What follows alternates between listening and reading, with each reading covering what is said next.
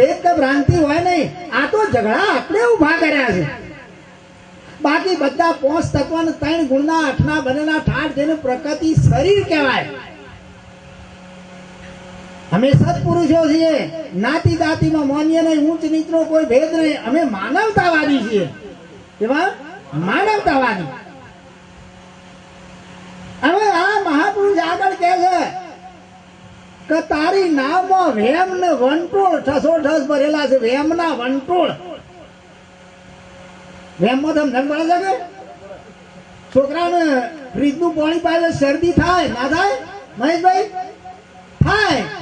અને વધારે ગળ્યું ખવડાવ્યું હોય તો શરદી થાય. ફોડ વાળું ખવડાવ્યું ના થાય? પણ દવાખાનો તૈયાર નહીં. પણ દવાખાનો ના લઈ જાય કે નાજી બાપા દોયડો કરી જાઓ અને તાવ તાણ ઉતરશે. આ વેમ વેમ કે દોયડે દુઃખ કોઈ દાડો મટે નહીં. તારી નાવમાં વેમ ને વંટોળ ભર્યા. દોરા ધાગાથી કાર્ય થાય નહીં. જો દોયડે દુઃખ મટતો હોય તો જે દોયડા કરવા વાળા છે ને, જેને ભૂવા કહેવાય કારીગરો, કે 1 કિલો નરાસરી લાવી અને આટલા આટલા ટુકડા કરીને દોયડા લઈને પહોંચી દો અને સિવિલમાં બધો બોધી દો એટલે ઉભા થઈ જઈને ઘેર જતા રહે.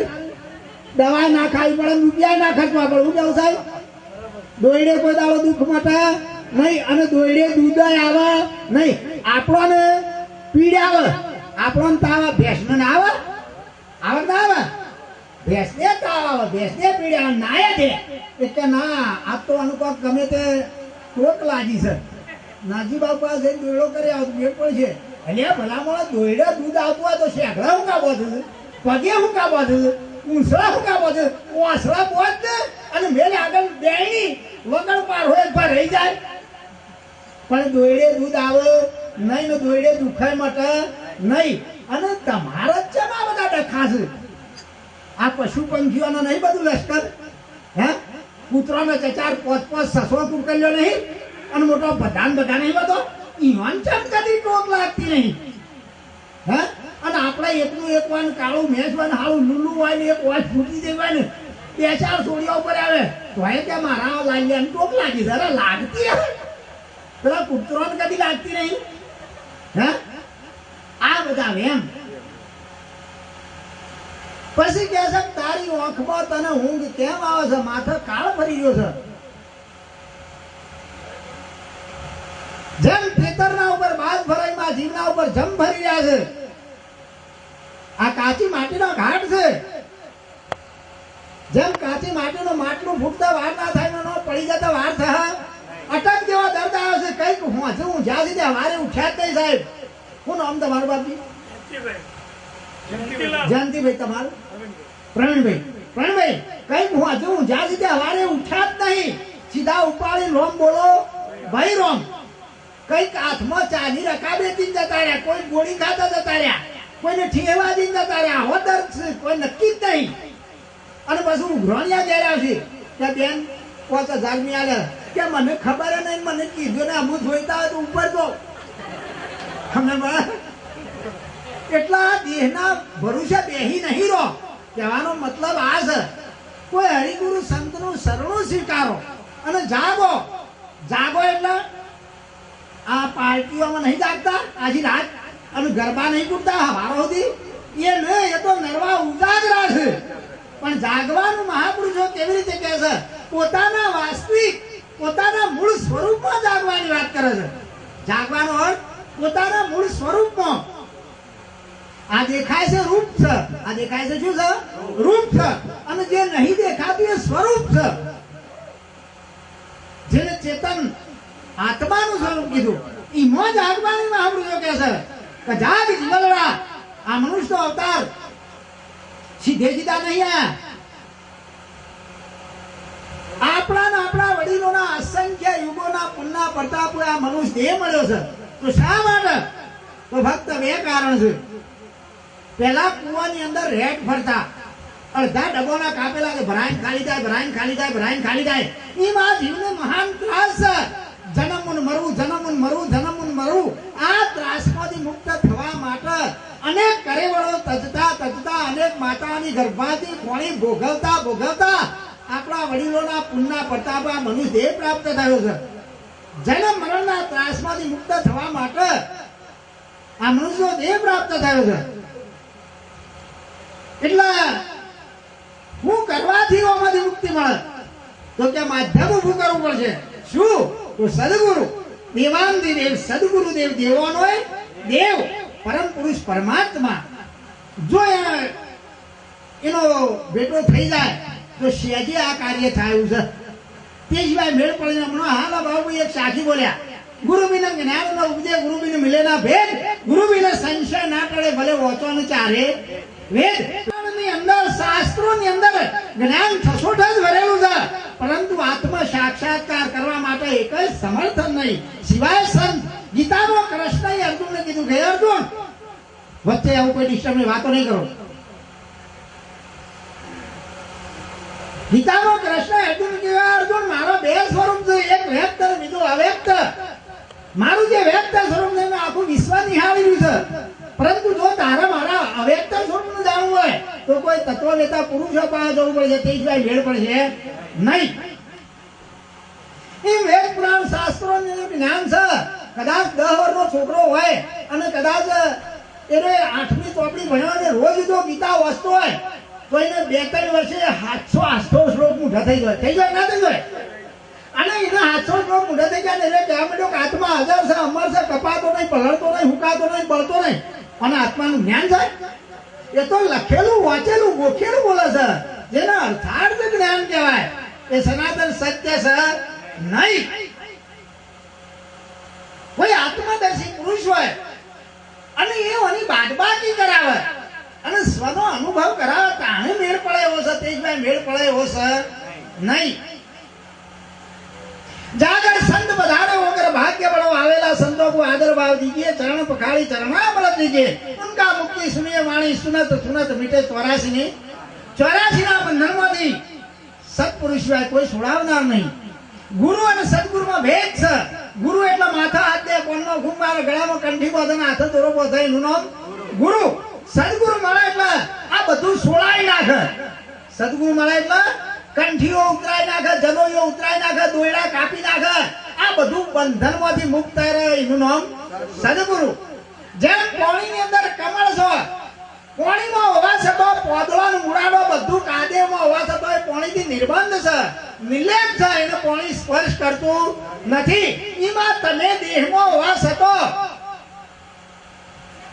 તમને જો દેહાતીતનું જ્ઞાન થાય, દેહ છતાં વિદેહપતિની પ્રાપ્તિ થાય તો તમે નિર્બંધ છો, તમારે કોઈ બંધન છે નહીં. 1-2 વીઘાનું ખેતર હોય, ચાયડો, અને એમાં ડોગર વાઈએ એટલે ઉગે અને 3 મહિને પાકે એટલે એને કાપવામાં આવે નેચાથી. પહેલા તો ફૂટવામાં આવતી, અત્યારે ઠેસર આવ્યો છે, મોય નાખીએ એટલે ઉપર ખાલું નીકળી જાય, નેચર ડોગર આવે, કોથળા ભરાઈ ગયા ડોગરના. પણ એના એ ડોગરના ઉપર એ ડોગર નોમ એટલે ફોતરું હોય, એને ડોગર કહેવાય. અને એને વાઈએ એટલે ઉગા ઉગા એટલે એને કપા પણ સસ અને સ.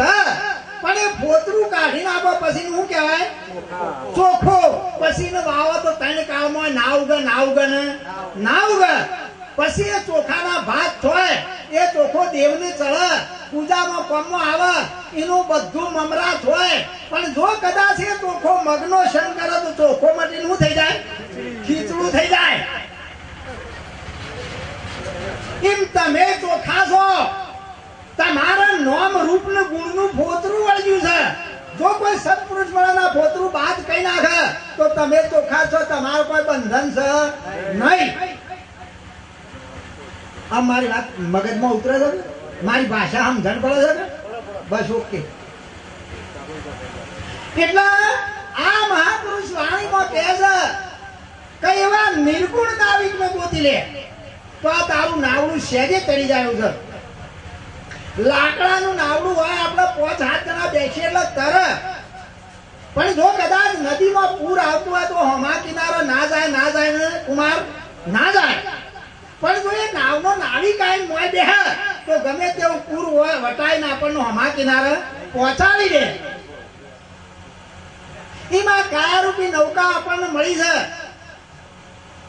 આપણને મનુષ્ય દેહ પ્રાપ્ત થયો છે. આપણે સંસાર સાગરના કિનારા ઉપર આવીને ઊભા છીએ. પણ જો આ નાવની અંદર તો સદગુરુ રૂપી નાવિક મોય બિરાજમાન થઈ જાય તો આ નાવને પેલા કિનારે પહોંચાડી દે. જો કદાચ તમારે પેલા કિનારે જવાની જો ઈચ્છા હોય તો આ કિનારો છોડવો પડે ને પણ ભાઈ છોડવો પડે. આ કિનારો છોડ્યા વગર કોઈ દાડો હોમો કિનારો ના આવે ને ના આવે. હર કોઈ વસ્તુની કિંમત થાય. હીરા માણેક મોતી બધા ઝવેરાતની કિંમત થાય. પણ આ મનુષ્ય એની તમે જેટલી કિંમત કરો એટલી ઓછી. એવો કિંમતી છે. મોઘામાં મોઘો ચિંતામણી દેહ મળ્યો છે. અત્યારે આ 21મી સદી આવી.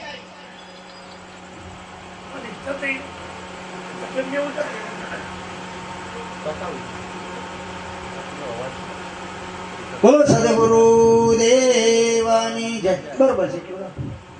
હમણાં અપવાસ નહીં કરો. ઈકો તો નહીં ને? ઈકો અટકાટ ના કરો. શું વાત ચાલે? એટલે કોઈ સંતનો સંગ કરવો પડે. સંત આપણને સદગુરુનો ભેટો કરાવે અને સદગુરુ મળે એટલે આપણને જીવન મુક્ત બનાવે. હવે 4 પ્રકારના માણસો. એટલા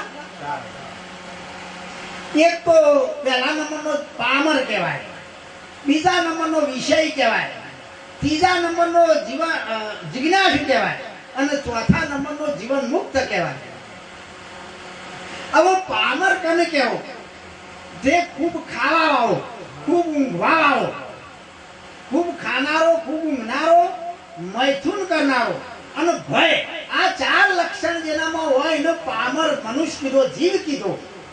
બીજો વિષય કાજે 10 ઇન્દ્રિયો છે, 5 કર્મ ઇન્દ્રિય, 5 જ્ઞાન ઇન્દ્રિય. આ ઇન્દ્રિયોના વિષયોમાં રચો પચો રહેતો હોય એનું નામ વિષય. સપનામાં ભોગ ભોગવા, ઇન્દ્રિયોના વિષયો ભોગવા એનું નામ વિષય. હવે જીવન મુક્ત એટલે શું? તો જે હું કોણ છું ને પરમાત્મા કોણ છે આ જાણવાની સખત તાલાવેલી ધરાવે એનું નામ જિજ્ઞાસુ. હવે જીવન મુક્ત કોને કહેવાય?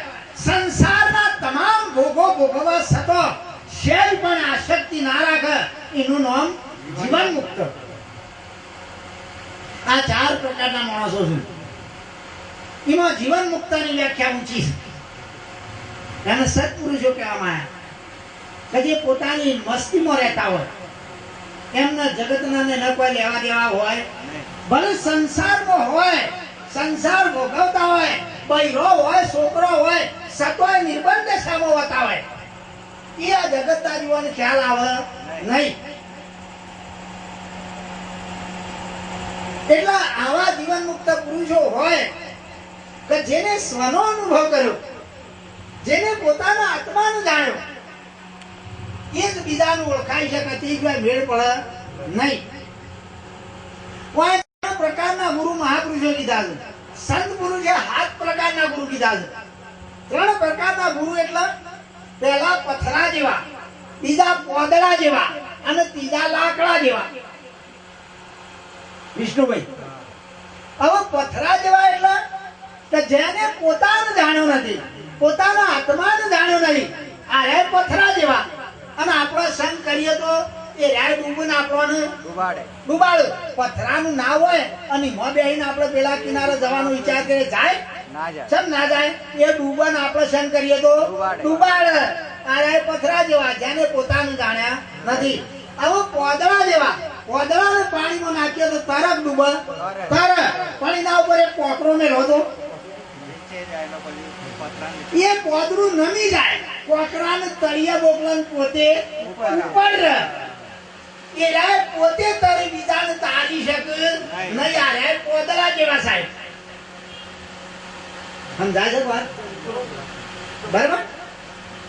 જે બ્રહ્મનિષ્ઠ અને બ્રહ્મ સુશીલ ગુરુ હોય અને મળી જાય તો એ પોતે તરફ બીજાને તારી શકે નહીં. બ્રહ્મ ક્ષોત્રિય અને બ્રહ્મ સુશીલ જો ગુરુ મળે તો પોતે તરફ બીજાને તારી શકે નહીં. પણ બ્રહ્મનિષ્ઠ અને બ્રહ્મ ક્ષોત્રિય જો સદગુરુ મળી જાય તો પોતે તરફ બીજાને તારે.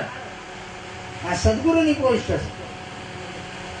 એવા હવે ત્રીજા નંબરના લાકડા જેવા લાકડાનું પાણીમાં નાખીએ નદીનું પૂર આવતું હોય ને બાવળિયાની ઓબાની લેબડાની કઈ ધ્યાન જો બુદ્ધિ તમે નાખી હોય અને તમે એના ઉપર ચડી દો તો ઠેઠ દરિયામાં લઈ જાય પણ કોઈ દાડો ડૂબાડે ચાલ એનું શું કારણ કે વજનમાં હલકી છે ફોરી છે એમ આવા હલકા મળે લાકડા જેવા ગુરુ તો એ તરણ આપણને તારે અને આવા મળે ને તો કોઈને પૂછવા જતા નહીં સ્વીકારી લેજો અહમ જેનાની અંદર ના હોય હા અહમ નું વગાડી નાખેલો હોય હું મટી ગયેલો હોય આ તો મટવાનો માર્ગ છે પણ લોકો થવા માંડ્યા સાહેબ થવા નહીં માંડ્યા કોઈને સરપંચ થવું છે કોઈને પોલીસ પટેલ ને કોઈને વડાપ્રધાન કોઈને મુખ્યમંત્રી આ બધા થવા વાળા બધા શેરી પછી ભૂત હોય કેવા હોય ભૂત મુખ્યમંત્રી ઉતરી જાય શું કરતા ને પ્રમુખ ઉતરી જાય કે ભૂતપૂર્વ પ્રમુખ